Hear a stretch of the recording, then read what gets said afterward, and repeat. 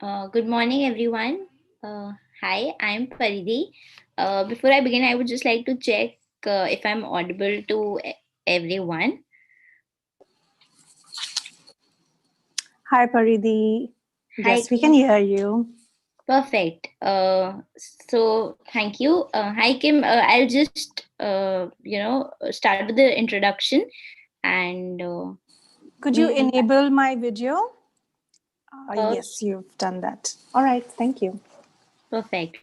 So I'm going to quickly take everyone through, the introduction for today's session, and also for the participants who are joining us today for the first time. I would just like to give a quick introduction as to Healthy Minds World, and then I'll move on to our session for today, and introduce the topic. Is that okay? Sounds good to me. Perfect. So, thank you everyone who have joined us today. And for those of you who are joining us today for the first time, again, I would like to thank you all for giving us your time and spending such a great amount of time, especially on a weekend, on a topic which I feel is deeply important, especially at a time like this. So before I do talk about, before I move on to the topic for today, I would quickly want to, take the ones who aren't aware as to, who we are, how we came to be. I'm going to give a quick introduction as to Healthy Minds World and, what we do. So Healthy Minds World was started almost 8-9 months back now, coinciding with the time when the lockdown came into being. And our vision has been primarily to understand that not just with the current scenario, but since the page, the initiative was started by Pallav and Vivek, and they had been having continuous conversations, discussions in terms of understanding the impact of the scenario, not just on their personal lives but also on their psychological front. Brought about this deep realization that we were kind of heading towards a time where we weren't just being physically locked in but also being challenged psychologically. So, and I know there are plenty of resources when it comes to mental health help, but in terms of understanding what positive mental well-being is something which I feel we're still lacking in a lot of ways, especially in a country like ours. There's a lot of stigma to fight before we finally um, can overcome the whole taboo around mental health and overall achieve positive mental health as well. So, with that, the initiative was started as an online platform, and we had started with social media and started by conducting workshops and webinars on topics that didn't just aim at providing uh, an academic perspective to various mental health topics, but also conducted sessions on simple, uh, you know, phenomenons that are a part of mental health that you and I, who aren't necessarily from, by you and I mean for those who are not necessarily from the psychological background, can also relate to and also understand. So we started by conducting sessions on, different mental health topics, mental health challenges, such as understanding the subconscious mind, to understanding the effects of COVID-19 on interpersonal relationships, to more academic ones such as psychotherapy, clinical psychology, forensic psychology, and a lot more. So with that, we've definitely grown over the last 8-9 months. We have a team led by Khushbu and various senior psychologists, counselors, therapists, as well as marketing professionals. And our agenda definitely has been to provide a comprehensive understanding, as I mentioned. So also to recap about the session that we have today, right? So we've been conducting, apart from the workshops, we've been conducting sessions to understand various mental health disorders. So we started with a Sunday series on understanding women's mental health, right? And moving on to our last series, which we recently concluded, which was on decoding various mental health disorders. So today, I think we're at a stage where we have been able to bring some level of understanding as to a comprehensive understanding, but I think there's a lot more to it. And our today's session is definitely a step in a direction where we're not just focusing on understanding them, but also on a very different topic, uh, which I feel is essential, especially to deal with the current scenario. So we have with us Kim, who will help us, who will enlighten us a little on the topic, which is meditation and energy healing. And at this moment, I would like to introduce Kim. So Kim is essentially a mentor, coach, and a meditation expert, as well as an author and a speaker. She brings about balance of the inner and the outer world while one crafts a life of their own choice. She also assists her clients with a clear process and alignment, which could be recovery from childhood trauma or recovery from depression due to divorce, among others. She's also worked with Indian celebrities, uh, government institutions, influencers, coaches, as well as corporate professionals. Her current client base is not just limited to India, but also spans across Dubai, Sweden, Spain, Germany, as well as Australia. And she also conducts weekly meditations and workshops. If you guys are interested, please feel free to contact her or do reach out to us to connect to her. So on that note, I would like to jump into the session for today. We have a few questions that we would like to, get an perspective from Kim, and let's hope to a great session. Well, thank you so much, Paridhi, and congratulations to you, Pallav, Vivek, and Kushmu, and all the other team members for setting up something that is so important in this time and age. And I think I have COVID to thank for, because it has brought everyone's attention to saying that, okay, fine, we've ignored mental health for the longest time ever, because very correctly, there's so much of stigma attached to it. And this time, this phase has given everybody at least the opportunity and the willingness to say, okay, let me at least understand why is it important. Let me understand why am I stressed. Let me understand what is anxiety. Let me understand what I can do about it. So congratulations to all of you at Healthy Minds. And let's begin then today. Perfect. Thank you so much for those kind words. I think after sorry, to begin the session, sorry, before we begin the session, I would quickly want to also just put it out there that if we have any questions from the participants, it would be great if you guys could add it to the Q&A section below instead of sharing it on the chat, because it gets a little chaotic, and we have our panelists to navigate us through that. So I think that would be extremely helpful. uh, right. So, on that note, we will start with the first question that we have, which is about understanding meditation, right? So, how would you say is meditation linked to positive mental health, and how long does it take? I mean, would you say there's a specific timeline, to understand how long it would take for meditation to show results or, to work? Great. So let me come to your first question, which is first, how is meditation linked to positive mental health? So for that, let me take you a step back and tell you what is mental health, right? Again, when we talk about mental health, everyone thinks that is just about not being depressed or not having anxiety, and we're just negating everything that is a mental disorder. But in my purview, mental health is mental fitness. And what is mental fitness means that on a regular basis, on a daily basis, even if there is a stressful day, even if the stimuli outside is constantly changing, because that's the reality, it does not affect me in a way that I cannot control myself. That is, in my purview, the definition of being mentally fit. That irrespective of what goes on the outside, my inside is not, shaken up and uprooted and completely falling apart. Because what we really have control on is us, not the world. And when we begin to control us, and you can only control yourself when you understand yourself. And there are two things that are required to understand yourself. One is, how do you process thoughts? Are the thoughts that we have very random? Are they just, it's come out of somewhere and our mind is going all over the place? And the second aspect is, how do we process our emotions? Now, if I asked everybody in this, session right now, do you think each of them is controllable? Most of the times we think controlling means suppressing it. That is not what I mean.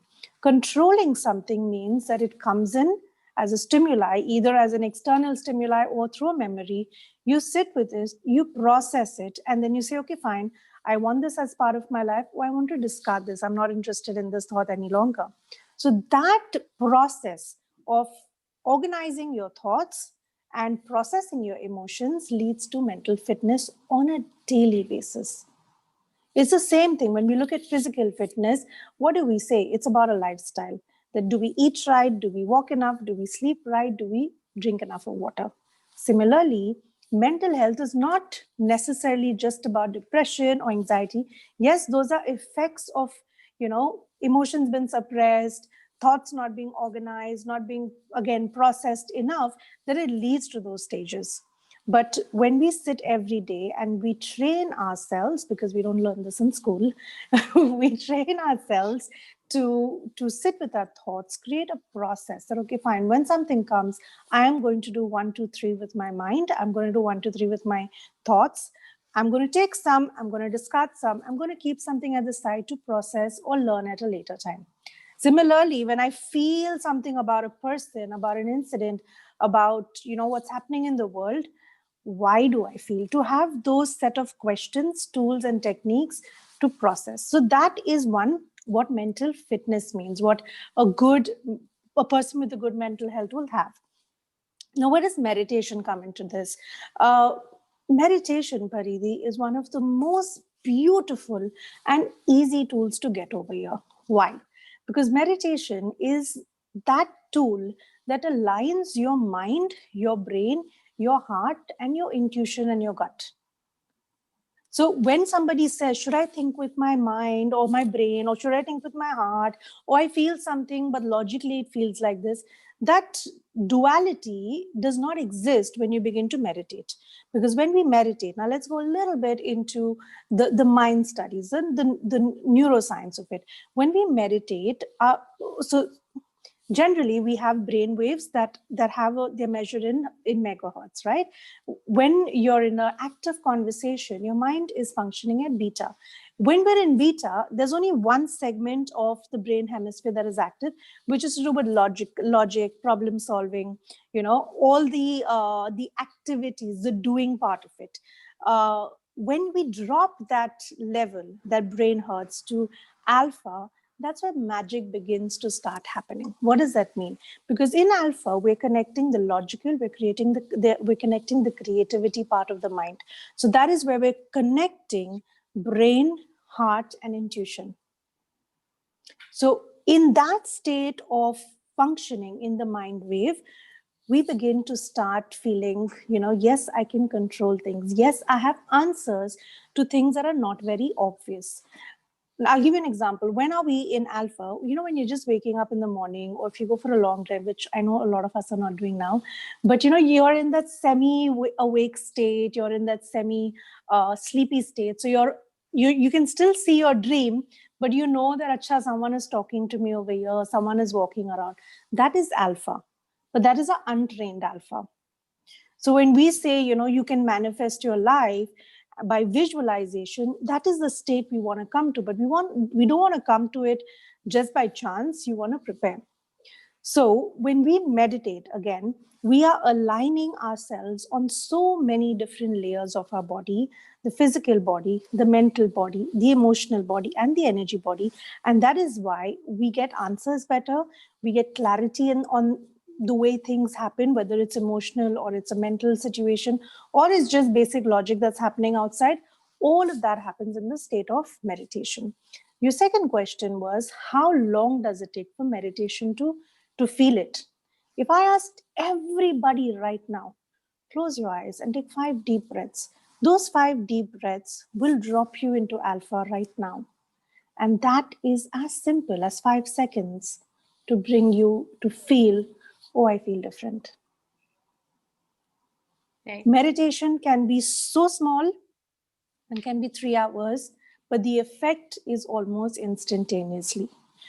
Can you control and change things with a 5 second meditation initially? No, because your mind is not trained. Your brain waves are not trained to do stuff. So if I did a meditation right now and took everybody into theta, theta is the place where deep healing happens, right? Where we solve things we don't understand. We solve past, traumas in our lives. And today, COVID is almost, we have to look at it as dealing with the PTSD, because everyone has been through massive trauma, either in business or in relationships or in just facing, what it's presented for us. So to go into theta is where normally we are fast asleep.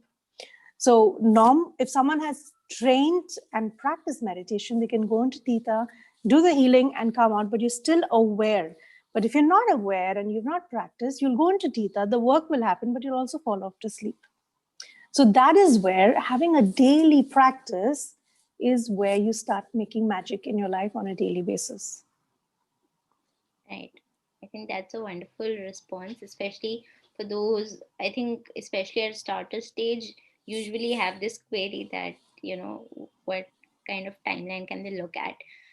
So moving on, my next question is then about, understanding that is there a way to identify if one is meditating in the right manner, right? If they're meditating correctly, and especially for beginners, is there a specific way to uh, ensure that they are meditating in the right manner, especially because there are a lot of distractions that one goes through, right? So it's Right. relatively harder. So I think the first thing I'm going to burst the myth over here is that when you start meditating, don't expect that your mind is going to be full silent. That is where we will reach when you meditate on a daily basis. So everybody that thinks, oh, the minute I close my eyes, it's so busy, I can't meditate. Because you are meditating, you're getting those things. Now, once again, let's understand why does that happen.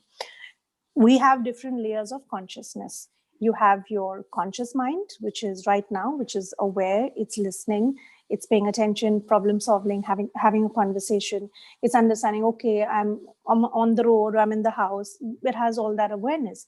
The subconscious mind, which is processing everything that you intake at different layers. And then we have the superconscious, the one conscious. So we'll keep that out for now. When you meditate, right? What happens is that, again, we are aligning all of it. So the minute you shut your mind, because the subconscious has taken so much of information, it's so excited to share things with you. When all those thoughts keep running in your mind, it's your subconscious telling you that, hey, Kim, you have this work undone, you have this relationship unfulfilled, you've not solved your baggage problems with this person, this person, this person. So it is just your mind's way of saying that, hey, you've shut your eyes to listen to me. Here's the information I want to give you.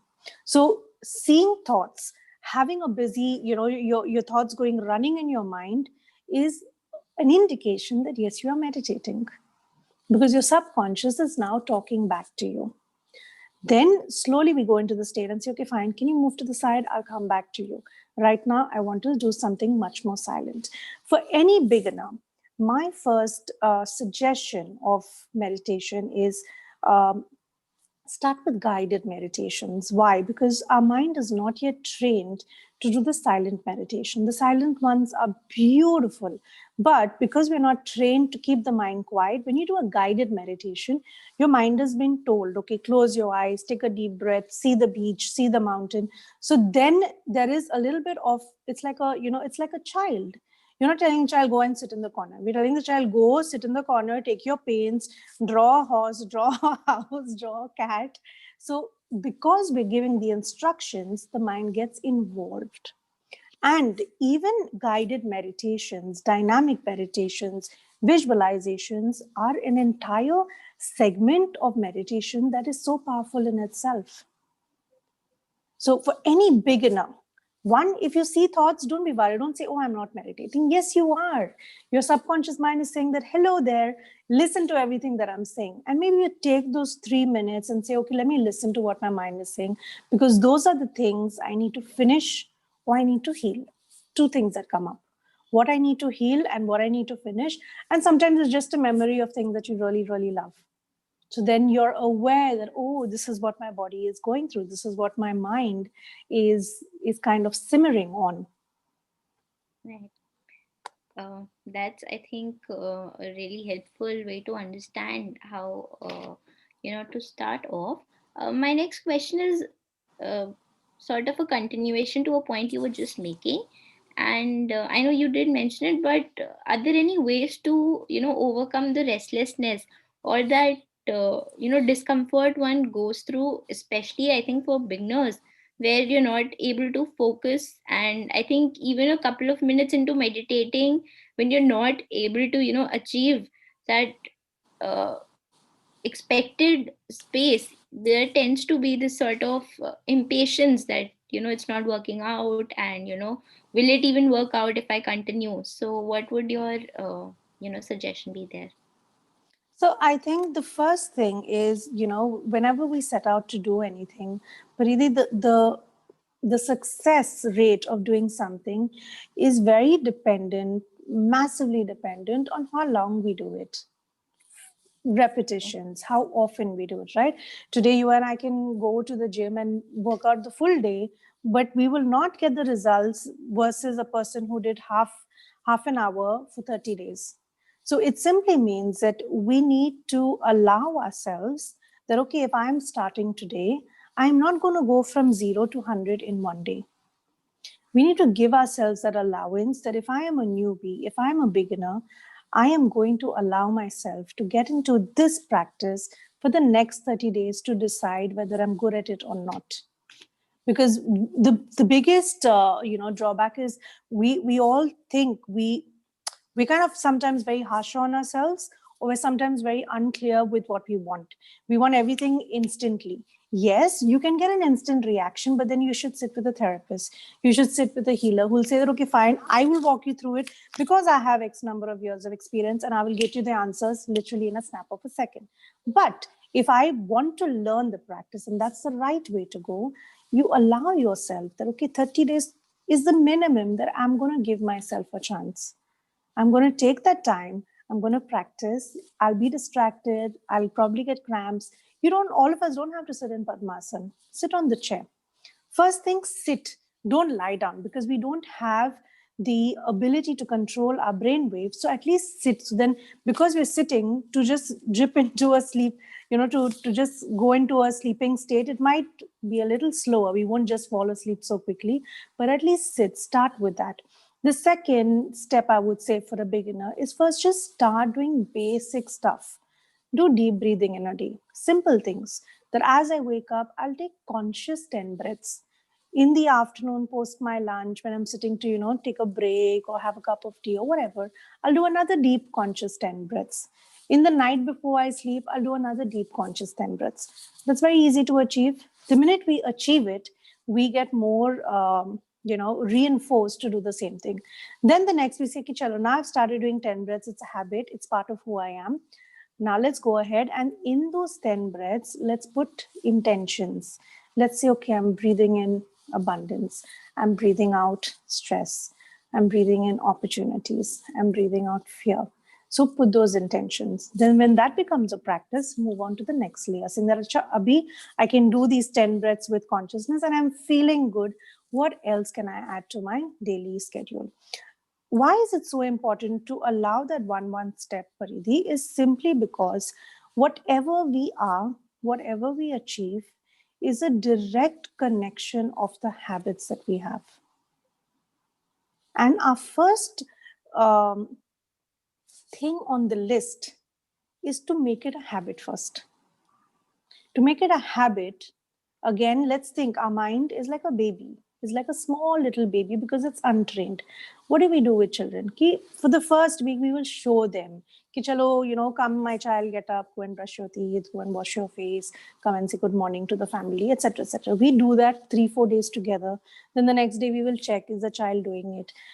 Can we remind them to do it? So everything that a person ends up being, a person ends up achieving, is because they have spent enough of time in making it a habit.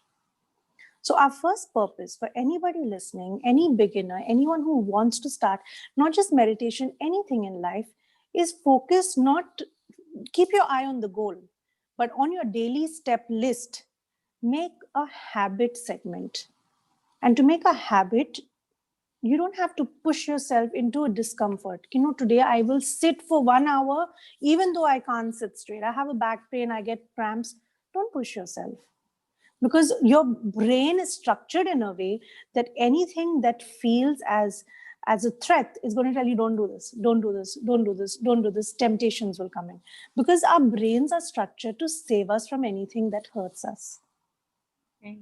Whether it's a relationship, whether it's crossing the road, whether it's doing something new. So always when why do we have a situation in trying something new? Everyone says, yes, I'm going to do it. And then after 2-3 days, yalla, finish. Nobody's doing it. Because the brain is structured to stop everything that is new, because it poses as a threat, it poses as it's causing me discomfort. So we have to work with that knowledge and that awareness and say, I have to very comfortably slip this in with my brain, that it's not causing me discomfort, it's causing me happiness, it's bringing me joy. So let's set a habit, small incremental steps. So then you are surpassing the resistance that your brain has, and then you're moving into a stage and saying, okay, now I did 10 minutes, can I do 20 minutes? Can I try something else? Can I try something else? And before you know it, it's become a part of you. It's become a habit. There's a new neuron synapse connected in your brain, in the scientific part of it. When we say it takes 21 days to build a habit, why do we say that? Because the neurons in our brain is, every time we do something, there is something like this happening. When we do it continuously, this happens continuously, and then it becomes a formed synapse. Like, for example, when we learn driving or we learn cycling as children, if you go one day, the next day you'll not become the best cyclist. We have to go every day and every day and every day and every day. And then it becomes so easy that now we don't have to pay attention. Oh, my legs are here, my hands are here, the accelerator here, this is clutch, this is brake, because now it's part of who we are. That connection in the brain is formed. Right. So that is why the first point, if anyone is starting, is do not expect yourself to be a pro on day one. Your purpose should be, I have to create a habit in my schedule that I will give 30 minutes in a day, broken up as 10, 10, 10. Okay. And then I will include it in the habit. Because once the habit is set, you're onto a successful road. Right. I think that's extremely important for us to note, especially, as I've already mentioned that I think incorporating meditation not just in our uh, otherwise also in our daily lives, but especially during the lockdown or in the current time is important to control our mind, control our thoughts, because it's, I think, very easy to slip into that zone of you know getting anxious or yeah. So I think that's extremely great. I mean, I hope everyone else also, especially for those who have not been practicing meditation or have been, looking for guidance before starting, this is extremely helpful. I think moving on to the second part of the session that we have, talking about energy healing. Can you throw some light on what exactly is energy healing, and how has the process changed, or what have been the developments over the years? Okay, I think energy healing is something that we all do, but we don't realize. Yeah, let me give you an example. When we are unwell, technically, if you're physically unwell, we'll take a medicine and we should feel all right. But what do we want when we're unwell? Some of us want, a spouse, a parent, a child to come and sit with us, hold our hand, put their hand and keep doing all of this. Why? Because when someone does it, their intention of love and wanting us to heal is getting transferred to their hand, is getting transferred to their energy. Some of us, I remember when I was a kid, okay, Paridi, there was this wonderful doctor we had in Bandra. I used to live in Bandra, and uh, I would be really sick. And by the time my mom took me there, he would say, okay, what's pain? I'm like, I have no idea. Because I would just forget in his presence. He was such a wonderful doctor to all the children that his presence made the sickness go away. What does it really mean? That his aura was so full of the healing energy, the intention to help children, that body, I would sense that without knowing it and feel good. So again, what is energy healing then? I'll give another example for people to understand that sometimes we meet someone for the first time, right? Or you even nowadays we're talking on Zoom or we're on, a virtual world without even speaking a word. We like them or we dislike them. Why? Because we're sensing something in their aura that is telling us something more than just their words would have said. So the awareness is there. It's always been there, energy healing, but it's just that we've not been conscious about it.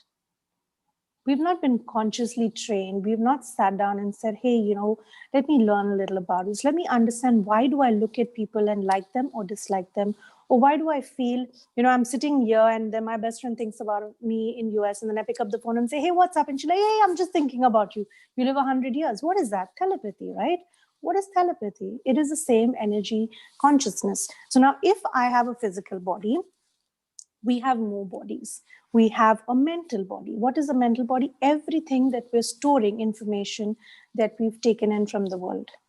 We have an emotional body. Now we will say, okay, where do the emotions lie? Everything is in the heart. No. Sometimes some people start having pain after a trauma. Some people start having illnesses after trauma because we suppress the emotion so much that it then manifested in a physical pain.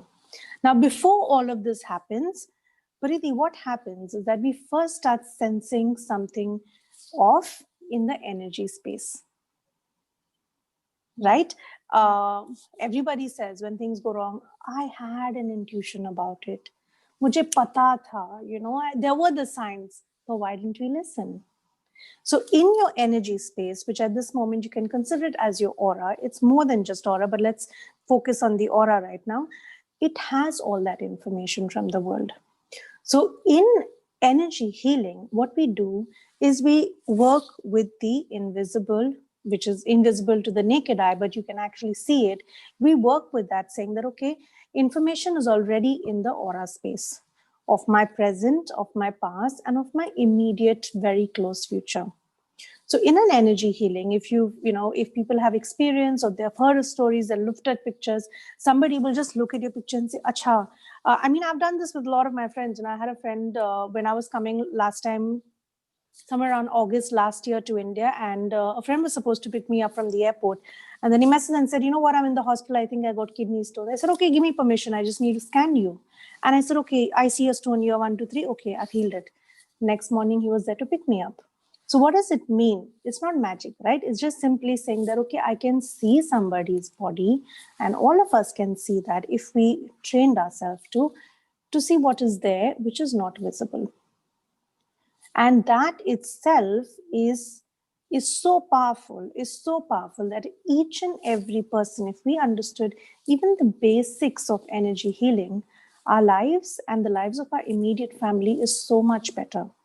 Because when you use energy is simply saying that I'm aware that there is an invisible aspect to us which is bigger than all of us, right? Today COVID is also invisible, but look at what it's done.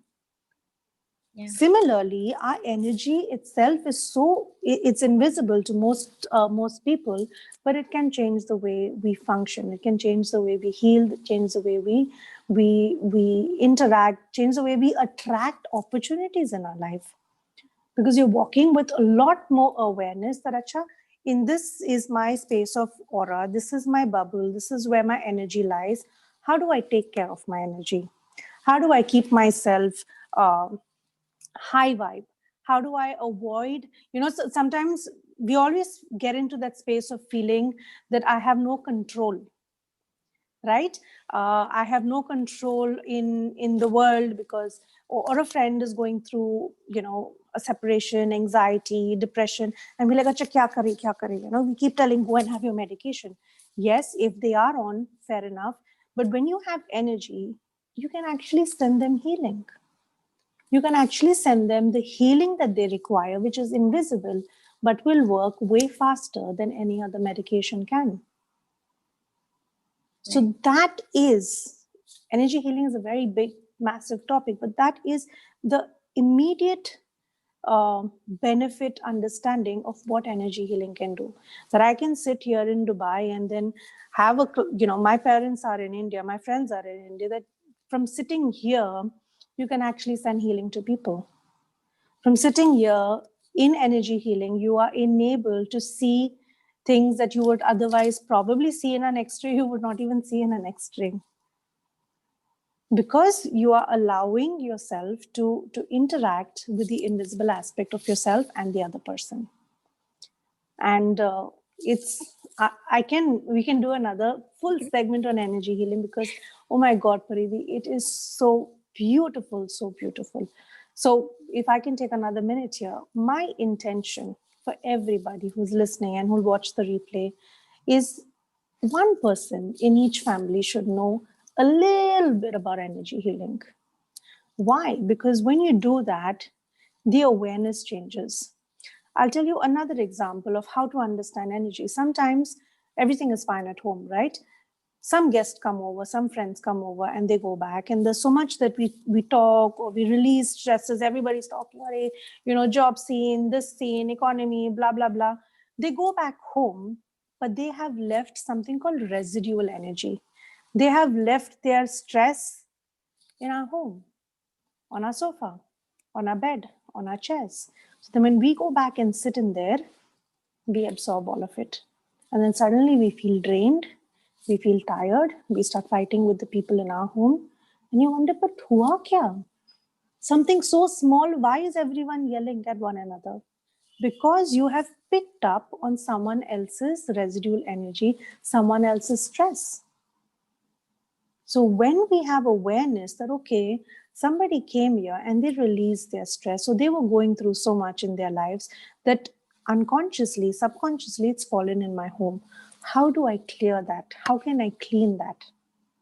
That awareness is the first step. That when you have that awareness, then you can go ahead and say, okay, now I want to make a change into this. Because these are all the things. When we say, I don't know, I got up on the wrong side of the bed, what does it mean? There is no right and wrong side, yeah? What it really means that I don't know what happened. I don't know the trigger point. But in energy, when you start learning energy, you start applying energy healing, you are able to say that, okay, fine, I've entered this room, something feels off. The energy is stressed. The energy is odd. Can I clear it? Can I protect myself? Yes, now let's go ahead and do what I have to do. That itself makes people stop going round and round in circles in life, where we're trying the same thing again and again and again and again, because it brings to us so much of awareness in what is happening around us. Right. I think we've been getting a lot of questions, about learning energy healing, and if you have any, tips, I'll start with the first question, which is about, any specific books or courses slash schools that you would recommend for someone who's looking to learn energy healing. I think the first thing in energy healing, and this is what you can start anywhere. There is no, this only fits in. You go as per what you feel called to. But personally, I started my journey on uh, all the healing modalities actually with visualization, because to be able to see something, you should be able to be visualize something, or you need to be able to hear something or know something. We all have different senses that can be sharpened, right? They're called the clear senses. So I started with the book called The Silva Mind Control because that teaches you the difference between your conscious mind and your subconscious mind, and how to harness the strength of your subconscious mind. So if you ask me the best book to get started with, it's always The Silver Mind Control. I started when I was in school, okay? That's like a good 20 years ago, 20 years and more ago. So that is the go-to book if you ever want to start, because, and I'll give you the reason again, why. You have a conscious mind and a subconscious mind. Your conscious mind is the boss. Though it does only 10% of the work, it is a boss and a very bossy boss. So you have to sell the idea, the concept to the conscious mind, which needs logic, which needs science, which needs practice. And then it says, okay, now you may come into my house. And then the subconscious mind that does the 90% of the magic, then you start working with it. So if you really want to start with it, go ahead and start reading this book. There are several other books. Allow your, yes, the Silver Mind Control Method. Allow your intuition to guide you. There are so many different modalities. There's understanding and learning chakras. There's understanding and learning, aura cleansing. There is Reiki. There is prana healing. All of this. But again, these are modalities. It is the beginning. It is not the end. Some of it can, yes, Pooja, the book is available online. Some of it can be done without learning a formal modality. You need to first start with the intention that, yes, I want to understand. When you do that, your subconscious mind will start responding to you immediately. So you wake up every morning, and whoever's listening in, I'd advise you to do this. You wake up every morning, take 5 deep breaths and say, today, I want to be more aware and conscious. You will be amazed at your subconscious mind giving you the answers immediately. I mean, I'm very funny example, Paridi, but I don't lose things any longer, right? Because I don't know where my phone is. I don't know where the charger is. I close my eyes and I'll ask my phone, where are you? And then I will hear under the cushion. Now, it sounds like, is she crazy? But that is how beautiful your subconscious mind is, because your subconscious takes in every information. Every information. It is not processing everything. It's all going inside. So when you use it and you plan it and you train your subconscious mind, it can do wondrous things for you. There is a Zen saying that your subconscious mind is the worst master, but the best servant. What does it mean? That if you allow your subconscious mind to lead the way, it is going to make absolute a mess of all the information. It will make a story from what you saw on Netflix, and then you will be part of the story and you'll be like, why did I dream of this?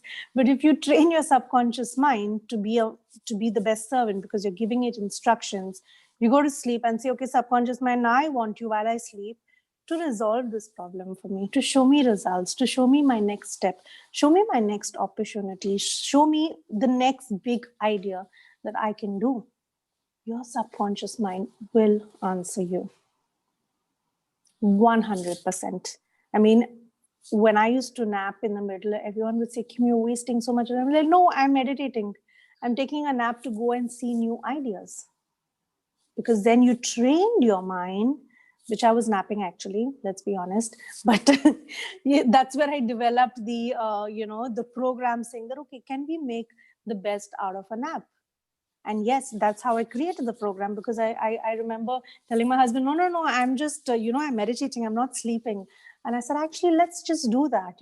Can I make a nap time the most opportune time for anybody? And that's how the program got developed. Wow. So there is, when we say we have only 24 hours in the day, I don't have time to meditate. It's okay. Don't add extra time. Whatever you're doing, involve your subconscious mind by giving it a task. So you're going to take a nap. You say, okay, show me my next best idea. Show me who should I call for a job offer. How should I solve this problem with ABC person? I'm not understanding where I kept my passport or my phone or whatever we've lost. Allow your subconscious mind to come back to you and you will find the answer. And it's so funny because you'll go looking for one thing and you'll find something else and you'll find what you're looking for. So the mind, the body, the consciousness is so brilliant, Paridhi, but unfortunately, we are using only our physical being. And that's why we all move into that circle and, that full jalebi of life, struggling, thinking that The more I struggle, I will have a very good story to tell. But no, that is not what it's supposed to mean. Life is not supposed to be a struggle.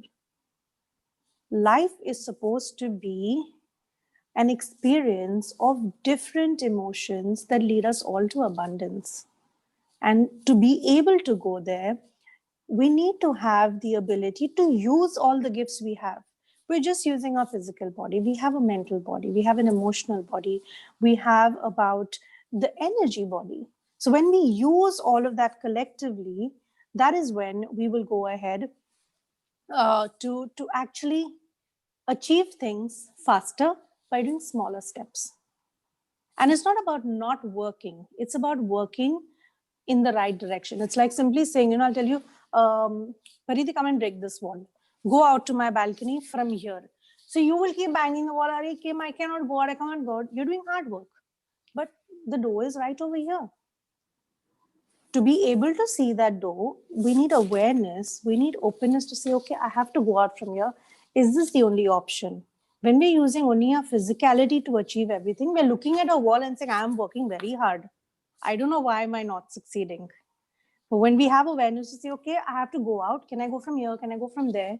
That is when we're involving all parts of our being, because we've been gifted so many elements of us to go ahead and use it. So when we use that, magic, manifesting, abundance is literally, a snap of a finger away. Right. I think that's a great example that you've given. And at this point, I would also want to mention that I don't think we've had a better, opportunity or time like now to, understand that it's not just about physical, using our, physical strength, but also sharpening our mind as well. And I think we have a couple of great, uh, tips and insights from your side to begin as well. So that's been wonderful. I think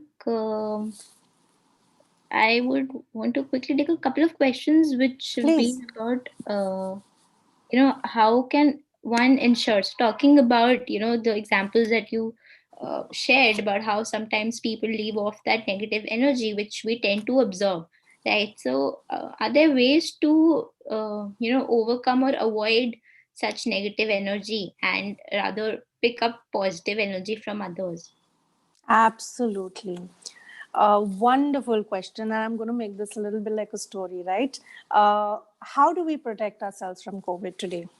And to make it more impactful, we wear a mask and we use sanitizer, correct? This is what we use. Again, it's invisible. But what we're doing when we use a sanitizer, we're saying, whatever I touch, I am clean. Or whatever I have touched, before I touch my face or I enter my home, I am sanitizing myself and I'm putting the mask. Similarly, as an energy, as an aura, you can put yourself into a protection shield, a protection bubble, so that when you interact with anybody, you're interacting with them, but you have an invisible shield.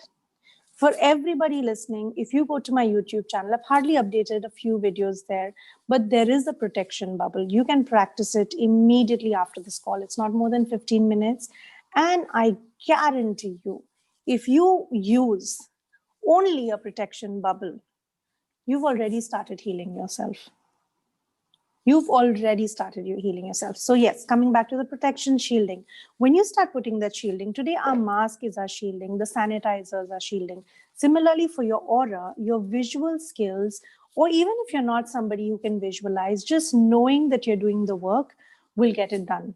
When you keep putting yourself in the protection bubble, you are creating a layer between you and all the energy that has stress in it, has a certain vibe in it. Like sometimes when we go into a holy place, we just feel that calmness, right?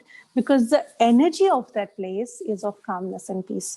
You go into a hospital, even if you're actually going there to pick up a cup of tea, you will feel that stress and that, people are stressed, people have that sense of anxiety, because the energy of everybody who's going through something sad and bad is being dropped around them. So when you put yourself, imagine you're putting your mask, no matter where you go, your shielding is protecting you. How do you do that shielding? Go to my YouTube channel, Kim Shalar. You will find the meditation right over there. The second thing to do is every the basics, all the different elements of the earth. There's air, water, fire, all of this. These are cleansing mechanisms. So when you have a bath, you take a shower, just by putting the intention that I am cleansing not only my physical body, but I'm cleansing my energy body, you allow yourself to cleanse things. In our history, and I think many cultures, okay, Paridhi, irrespective from which religion background people have, everybody either will, light a candle, light a diya, light a agarbatti, light a incense stick. Why? Because the smoke that comes from something that has the intention of peace and love, and divine energy into it, it cleans your spaces. So when people come home and they leave, two easy things to do is, one, fill a little bottle with a little salt water, not too much of salt, like a few pinches of salt. Put the intention that, why? Because salt has the ability to absorb the negativity. Put in the intention that I want to cleanse my home of any negative or residual energy, and then just spray that water around your house. That's the most easiest thing to do. Second thing we can do, and this we've all known in our culture, we do it a lot, that every home, when we wake up in the morning, you ring the temple bell, or if you go to a church, there's a bell. If you go to a mosque, there is, certain sounds that are used during the prayers. That sound has the ability to dissipate negative energy. So you use your bell, you use sound healing, anything that has that ability to break the negative energy. The third and the most easiest thing, and because we all practice it in our countries, is take an incense stick and cleanse the energy. Because fire, smoke is part of the earth. Fire is an element of the earth. So that itself cleanses the entire energy of the place. You remember when we were kids, I think all our grandmothers used to come and do Nazar Utarna. Why? And in every element of that, there was salt, because salt absorbs that energy. So on a daily basis, we can't do it. Some of us don't even know how to do it correctly. So very simple. Take a small dispenser, put water in it, put a little salt in it, put in the intention of love, that I want my home to be a place of complete love, where everybody feels comfortable being themselves. Everybody feels that they can grow, they can enhance, they can, communicate with one another, and then just spray that into your house.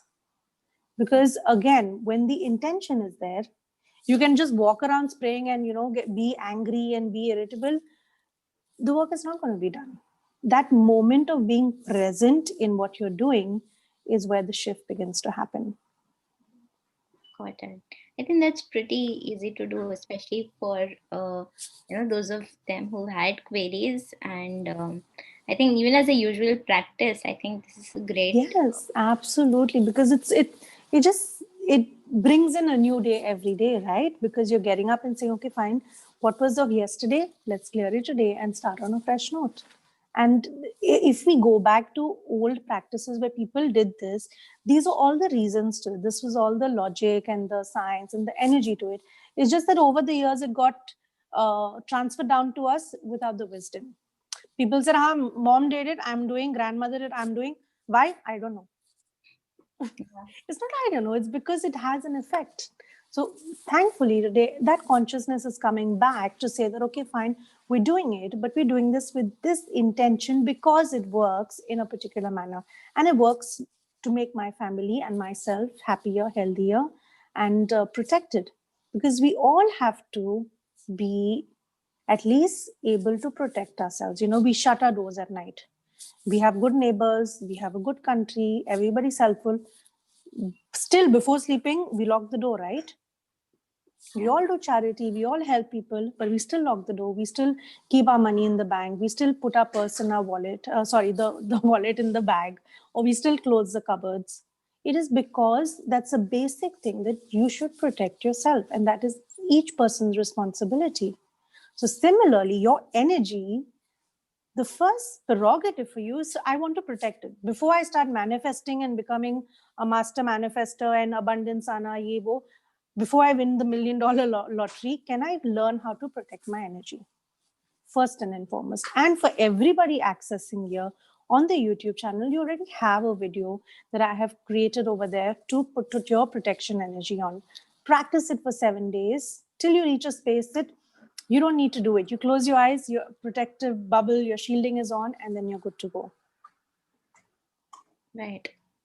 Definitely. I think that's been extremely, informative. And yeah, I think we're kind of inching towards the closing time too. So I'm going to quickly go over the last question, which is something that Sure. we haven't, discussed till now, with respect to children. So Mm-hmm. say that, I mean, can children also receive healing? And is there, any role associated to the age when it comes to practicing energy healing or, receiving therapy? Not at all. Everybody, again, energy healing is not, it also works on the physical, but it's working on the energy first. What is energy? Energy is the elements of your soul, the elements of your aura, and those elements are beyond the physical. So anybody can receive energy healing, anybody can give energy healing, provided you're trained, provided the intention is right. And there's no limit to it. It's like asking, is there a limit to give someone love? No. You can give it to 100-year-old and you can give it to a baby who's in a mom's tummy yet. So, energy, in the most simplest way to understand it, is just the intention of love and healing. That when we put our hand on somebody, when we think of somebody, sometimes when people are sick and uh, typical Bollywood dialogues, अच्छा उसको doctor की क्या दवा की जरूरत नहीं है, दुआ की जरूरत. What does it mean? That the person needs, mind my Hindi, okay? But the person needs more good wishes, good intentions to recover. Energy healing is the base of it is that you are putting good intentions into the healing process. Yes, it's a lot more than that. There's a lot more understanding. There's a lot more, strengths and gifts that you harness once you start learning it. But the first thing, and everybody can start today, is can I start putting intentions? Can I start well wishing for people? Because when to do that, you create it within you. So when you create it within you, you automatically start healing yourself. So every time you say, okay, fine, today I'm connected with all of you here. And if I put an intention that I send love, healing, abundance to all of you, I can't send it if I don't have it. But because I'm putting the intention to send it to all of you, I am increasing it in my life. So it automatically sets the ground rule that to heal the world, and even if you have the intention to heal even one person outside, you heal an element within yourself. And that is where, all of us want abundance, all of us want growth, all of us want to manifest things at a snap of a finger. But to get there, this is the road we have to go through. That can I wish well for everybody? When somebody else wins something, can I really be happy for them? Because my body, my energy responds to how I respond to someone else's luck. Right. Because if I feel jealous, then the body says, oh, we're not happy about winning lotteries. Okay, let's not attract any lottery in your life. Your body is always listening, your energy is always listening. And then what it does is whatever you feel, not whatever you think, whatever you feel, it multiplies that for you. True. Right. I think that kind of brings us to the end of the session, and it's been extremely enlightening. I hope I can say the same for everyone, especially those who would be starting meditation right after this session. So I think on a closing note, Kim, could you share any tips that you have, especially for beginners that you would want to start off? I mean, kind of give them that motivation to kickstart the journey. If I have permission, I would love to let everyone experience a few good deep breaths right now. Definitely, please go ahead. Yeah? All right. So, all of you, if you'd like to close your eyes right now. And I set the intention for all of you tuned in right now, listening to the replay, that you receive a sense of calm, a sense of peace, and a sense of abundance in every way. So, take a deep breath in now. And as you exhale, allow your body to relax in your chair, on your bed, on the floor, wherever you are sitting. Take a deep breath in again. And as you exhale, allow your shoulders to just relax, fall down, and release any burdens, any stress, anything that's on your mind. Take a deep inhale again. And as you exhale, allow your forehead to relax. Allow your jaw muscles, your mouth to just relax. I'd like you now to repeat in your mind or aloud these sentences. Every day, in every way, I am getting better, better, and better. Positive thoughts, words, and images bring me to the life I desire. Negative thoughts, words, images of people have no impact on me.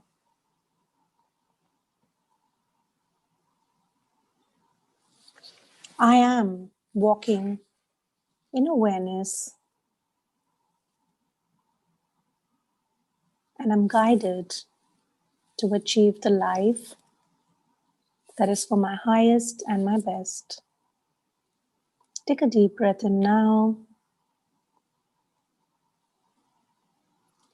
And as you exhale, begin to imagine that you are covered in a beautiful white transcendent ball.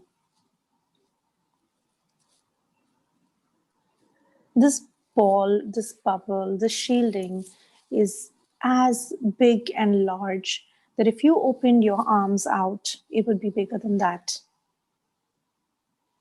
And into this ball, into this bubble, were different soft colors: pink, green, purple, golden. Each of these colors signifying abundance, love, healing, spiritual healing, and divine presence. Irrespective of who you believe in, the universe, the God, the creator, something above us that makes us better people, better souls. And stay in this bubble for a few seconds. Take a deep breath in now. And as I count back from 1 to 3, you'll be wide awake, but much more relaxed and aligned. 1, 2, and 3. Slowly open your eyes.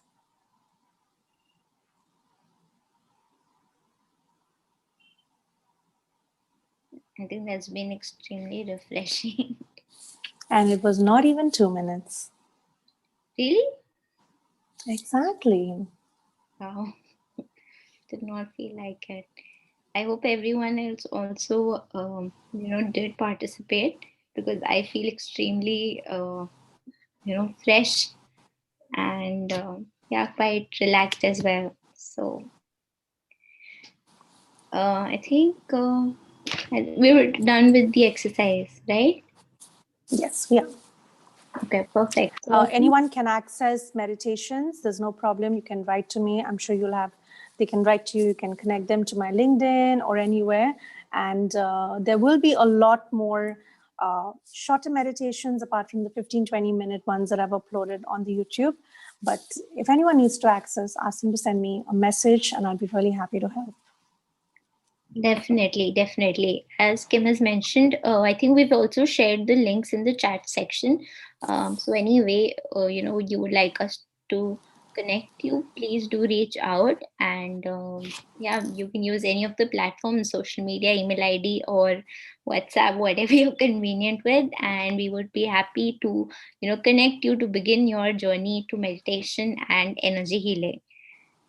On that note, I would like to thank Kim and all the participants from the entire team of Healthy Minds for joining us today for a great session.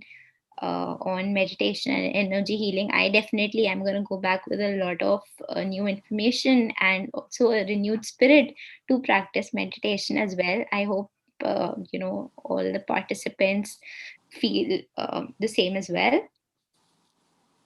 So on that note, thank you so much. Thank you, Kim, for spending time with us, taking time out to help and share such wonderful examples and information with us. We're definitely thrilled to have you here, and do hope to A connect pleasure.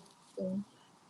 Sure. Thanks, Tan. Have a wonderful weekend, all of you, and stay aligned, stay happy. We'll connect again.